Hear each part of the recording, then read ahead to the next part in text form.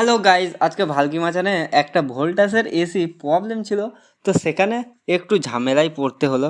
Customer visit charge নিয়ে একটু ঝামেলা করছিল। তো চলো আজকের ভিডিওটা শুরু করা যাক। আসসালামু আলাইকুম এভরিওয়ান। সকাল সকাল বেরিয়ে গেলাম ভালকি মাচানে। তো সেখানে ভোল্টাসের এসি প্রবলেম ছিল, ইনডোর চলছিল কিন্তু আউটডোর চলছিল না।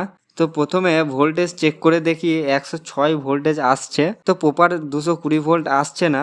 তাই ইলেকট্রিক পয়েন্ট চেক করে দেখি, কিন্তু এসি অন করলে ডাউন হয়ে যাচ্ছে। তাই ওখানে গিজারের পয়েন্ট থেকে এসিটা অন করে দেখি আউটডোর চলছে না, আউটডোরের বোর্ড পুড়ে গেছে। তো একটু ঝামেলা করে ভিজিট চার্জ নিয়ে সেখান থেকে চলে গেলাম পারাজে একটা 2026-এর নিউ মডেলের এসি ইনস্টল করলাম। তো 2026-এর কেরিয়ারের এসি ছিল।